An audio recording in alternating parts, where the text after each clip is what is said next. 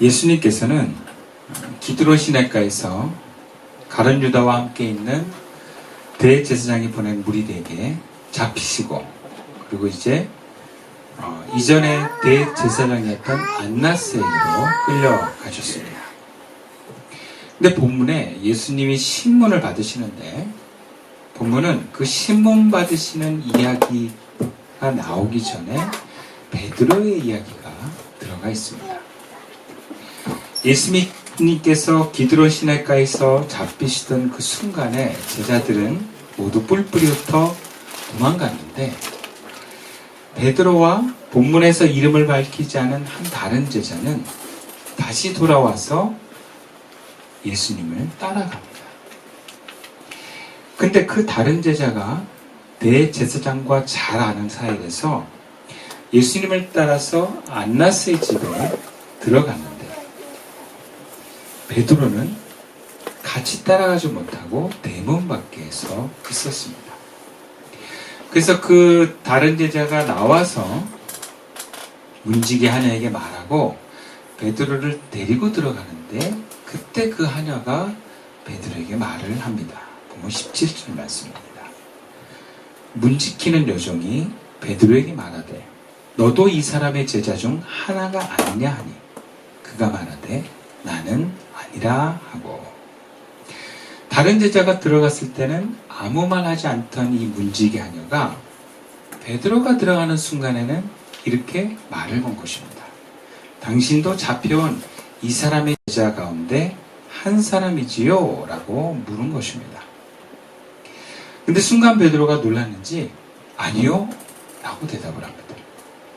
아마 베드로는 생각지 못한 갑작스런 질문에 당황하면서 대답했을 것 같습니다.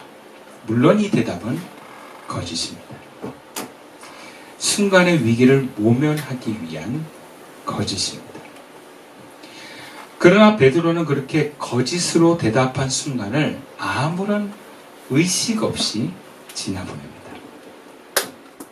그러다가 그곳에 모인 종과 아랫 사람들과 함께 추우니까 뜰에서 불을 쬐고 있는데, 앞에서와 같은 질문이 또 베드로에게 들어옵니다. 근데 그 두 번째 질문이 들어오는 이야기를 하기 전에 요한복음의 저자는 예수님이 신문 받는 이야기를 넣고 있습니다. 본문 19절에서 21절까지의 말씀. 대제사장이 예수에게 그의 제자들과 그의 교훈에 대하여 물으니, 예수께서 대답하시되 내가 드러내놓고 세상에 말하였노라. 모든 유대인들이 모이는 회당과 성전에서 항상 가르쳤고 은밀하게는 아무것도 말하지 아니하였거늘 어찌하여 내게 묻느냐. 내가 무슨 말을 하였는지 들은 자에게 물어보라. 그들이 내가 하던 말을 아느니라. 같은 본문의 흐름에서, 그리고 베드로와 같은 공간에 있는 안나스의 집에서 예수님도 질문을 받습니다. 그들은 예수님에게 그의 제자들과 그의 가르침에 대해서 물었습니다. 이렇게 질문한 것은 안나스는 예수님을 백성을 미혹하는 거짓 선자로 여겼기 때문입니다. 이단자를 신문할 때 관심사는 그가 얼마나 많은 무리를 제자로 만들었으며 그의 주장이 정당한가 하는 것입니다. 그런데 여기서 예수님은 자신이 전한 교훈에 대해서 이렇게 말씀하십니다. 나는 드러내놓고 세상에 말했다. 나는 언제나 모든 유대 사람들이 모이는 회당과 성전에서 가르쳤으며 아무것도 숨어서 말한 것이 없다. 당시 거짓 선자는 은밀히 말로 미혹하는 특징이 있는데, 예수님은 그에 반해서 만천하에 공개적으로 말했다라는 거예요. 물론 예수님은 제자들을 보호하시려고 제자에 관한 것은 대답하지 않은 것 같습니다. 그런데 그의 가르침에 대해서 안나스의 질문에 사실대로 당당하게 말씀합니다. 이것은 분노의 표현이 아닙니다. 아주 이성적이고 차분하면서 당당한 대답입니다. 물론 이런 말을 한다고 풀려나거나 더 큰 유익은 없습니다. 죽을 줄 알면서도 하신 말씀입니다. 이는 베드로와는 아주 대조적인 모습입니다. 베드로는 순간의 위기를 모면하고자 거짓으로 자기는 예수님의 제자가 아니라고 말합니다. 예수님의 모습을 좀 더 지켜보면 그 다음에 예수님은 좀 더 강압적이고 정당하지 않은 폭력과 모욕을 당하십니다.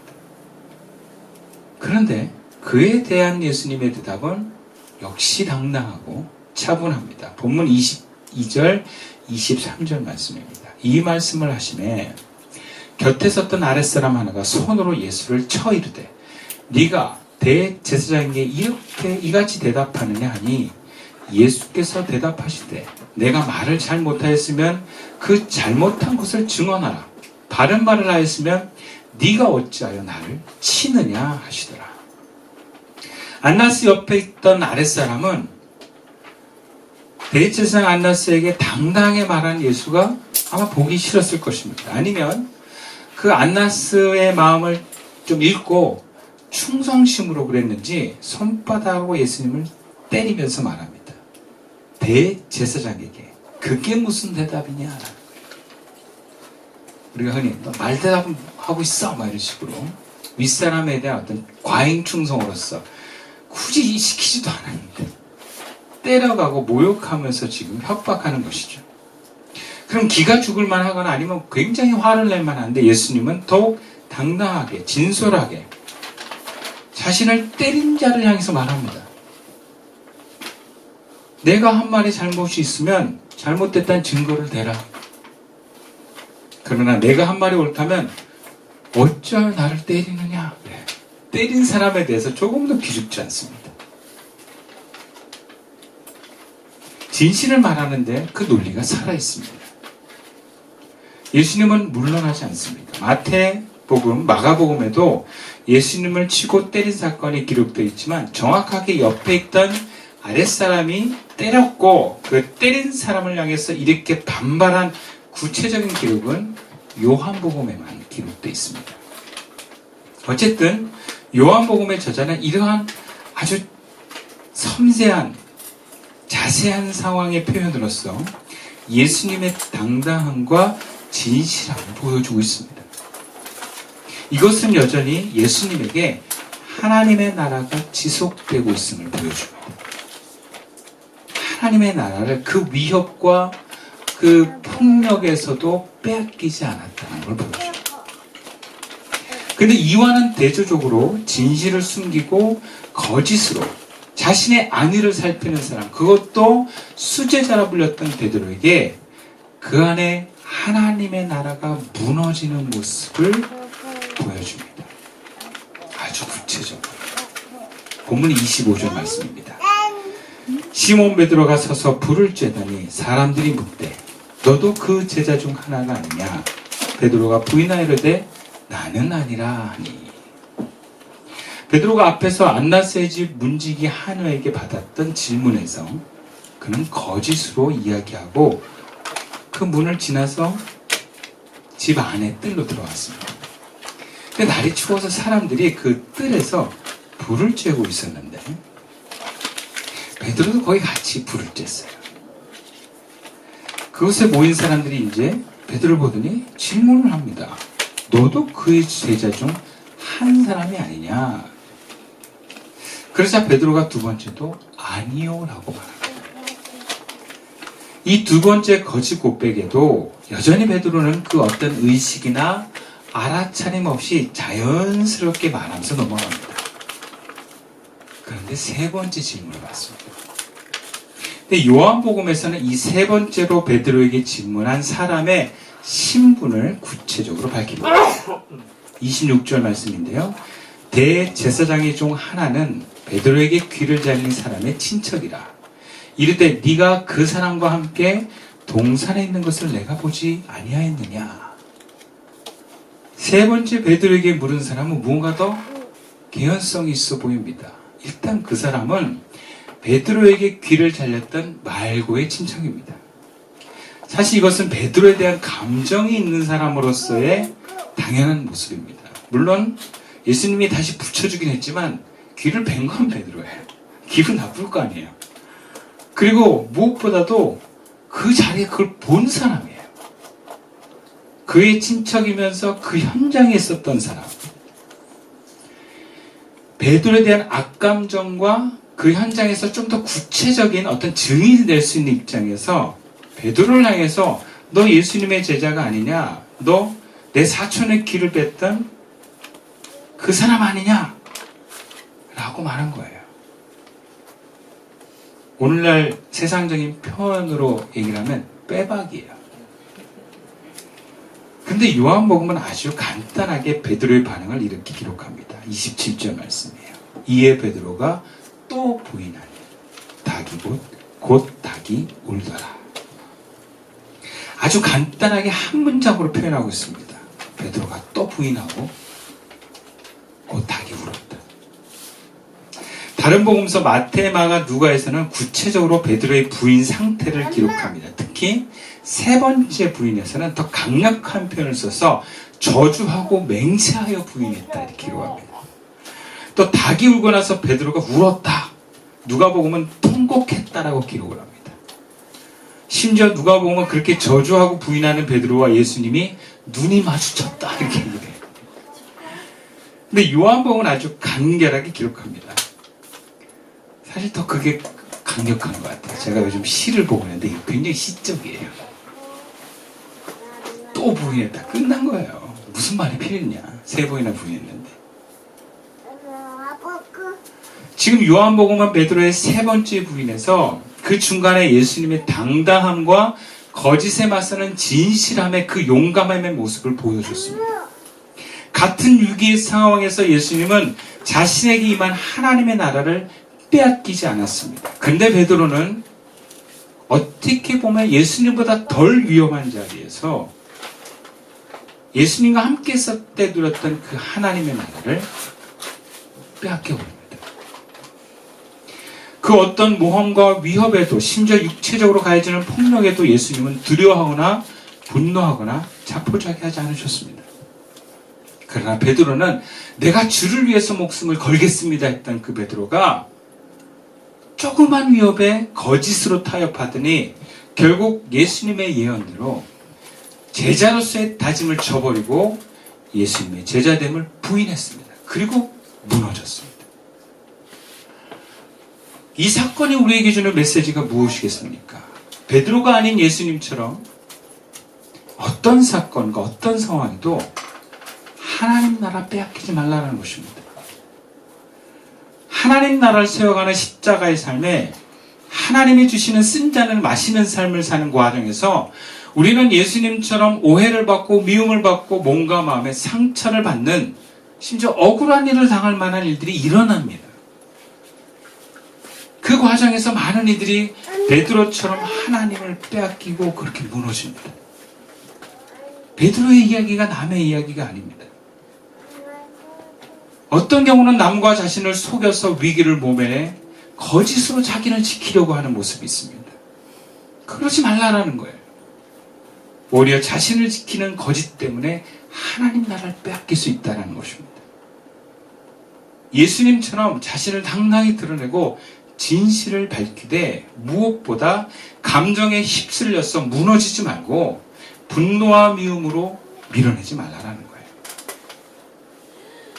제자에게 중요한 것은 그 마음에 하나님의 나라를 소유하고 소유된 그 하나님의 나라를 빼앗기지 않는 것입니다. 우리는 예수님을 3번이나 부인한 베드로가 다른 사람 같습니다. 난 아니야 라고. 근데 정말 베드로의 모습이 우리의 본성입니다. 본문 18절과 25절에 베드로가 서서 불을 쬐는 장면이 나옵니다. 아니 잡혀가는 예수님이 지금 감옥에서 죽어가는데 지금 추운 거 불 쬐는 그 모습을 2번이나 기록하고 있습니다. 참 이게 인간입니다. 위기를 모면하고 당장 몸을 따뜻하게 데울 수 있는 그 불이 있다면 그 안정과 편안함을 간구하는 것을 가장 우선하는 것이 인간입니다. 그것이 우리의 모습이고 우리가 추구하는 모습일지도 모릅니다. 그저 내 한 몸 지금 이 순간 따뜻하게 할 수 있다면 3년 동안 모신 스승을 모른다고 부인할 수 있는 그 모습은 에고의 본성입니다.